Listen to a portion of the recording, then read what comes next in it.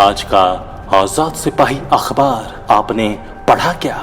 पढ़ते रहिए अपना लोकप्रिय दैनिक अखबार आजाद सिपाही। नमस्कार, आजाद सिपाही के प्राइम बुलेटिन में आपका स्वागत है। मैं हूं मनीष सिंह। आज की प्राइम की खबरें कुछ इस प्रकार हैं। पूर्व विधायक संजीव सिंह को धनबाद से दुमका जेल में किया गया शिफ्ट, समर्थक नाराज। मातृभाषा दिवस पर बोले विधायक बंधु तिर्की, जनजातीय और क्षेत्रीय भाषा एकेडमी का गठन करे सरकार। 10 लाख के इनामी नक्सली जीवन ने रांची पुलिस के समक्ष किया सरेंडर। फाइलेरिया उन्मूलन के लिए अभियान सोमवार से। मंत्री बन्ना गुप्ता ने कहा, स्वस्थ और समृद्ध झारखंड बनाना सरकार का लक्ष्य। राजधानी के सेंट विटा हॉस्पिटल पर लापरवाही का लगा आरोप, नवजात की मौत के बाद हंगामा। राजधानी में बाघ जैसा जानवर दिखा, वन विभाग ने खोजने के लिए रेंजर को भेजा।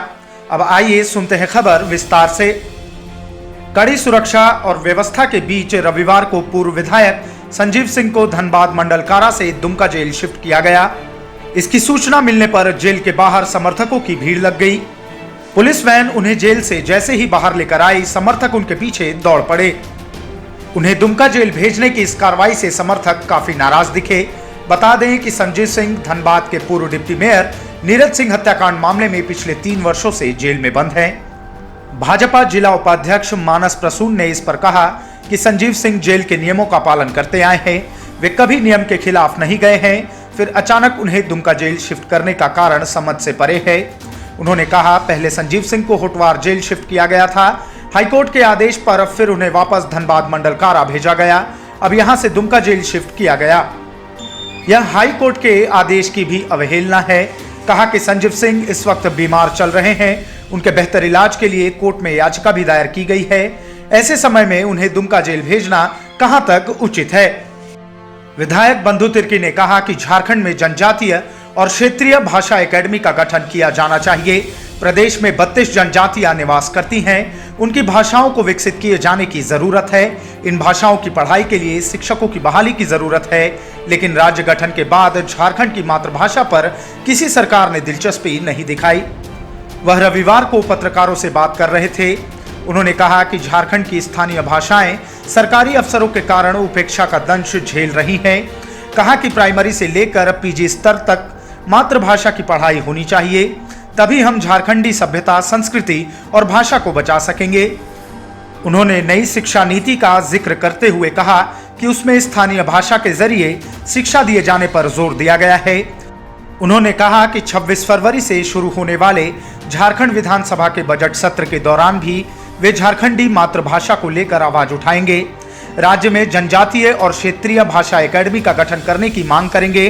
उन्होंने कहा कि प्राइमरी से लेकर पीजी तक मातृभाषा के जो शिक्षक हैं, उनकी बहाली कराई जाए। 10 लाख के इनामी हार्डकोर भाकपा माओवादी जीवन कुंडुलना ने रांची पुलिस के समक्ष सरेंडर कर दिया है। जीवन मूल रूप से खूंटी के रनिया थाना क्षेत्र का रहने वाला है। सूत्रों के अनुसार सोमवार को झारखंड पुलिस मुख्यालय में आयोजित एक समारोह में जीवन कुंडुलना को आधिकारिक रूप से सरेंडर कराया जाएगा। हालांकि इसकी कोई आधिकारिक पुष्टि नहीं हो पाई है। 10 लाख का इनामी जीवन चाईबासा जिले के पोड़ाहाट के जंगल में सक्रिय था। लंबे समय से एक के बाद एक घटनाओं को अंजाम देकर पुलिस को चुनौती देने का काम कर रहा था। जीवन कुंडुलना के दस्ते के साथ पुलिस की कई बार मुठभेड़ हुई, हालांकि हर बार वह बचकर भागने में सफल रहा। झारखंड पुलिस ने जीवन कुंडुलना समेत भाकपा माओवादी के कई बड़े नक्सलियों का पोस्टर जारी किया था। सूत्रों के अनुसार पोड़ाहाट के जंगल में माओवादी सुरेश मुंडा, जीवन कुंडुलना का दस्ता और सारंडा में अनमोल मिसिर बेसरा और मोचू उर्फ लंबू का दस्ता सक्रिय है। ये तीनों सारंडा क्षेत्र के जंगलों में भ्रमणशील हैं। भाकपा माओवादी के सब जोनल कमांडर बोयदा पहान ने बीते 13 अक्टूबर 2020 को अपने 3 साथियों के साथ रांची पुलिस के समक्ष सरेंडर कर दिया था। न्यू पुलिस लाइन में आयोजित कार्यक्रम में सामने हथियार डाला था। बोयदा पहान 5 लाख का इनामी रहा था। स्वास्थ्य मंत्री बन्ना गुप्ता ने कहा कि राज्य सरकार फाइलेरिया उन्मूलन के लिए प्रतिबद्ध है। साहिबगंज, बोकारो, धनबाद और रामगढ़ में 22 से 27 फरवरी तक मास ड्रग एडमिनिस्ट्रेशन कार्यक्रम चलाया जाएगा। इस कार्यक्रम में लोगों को फाइलेरिया रोधी दवाएं प्रशिक्षित स्वास्थ्य कर्मियों द्वारा मुफ्त में खिलाई जाएंगी। मंत्री रविवार को मास ड्रग एडमिनिस्ट्रेशन कार्यक्रम का वर्चुअल शुभारंभ कर रहे थे।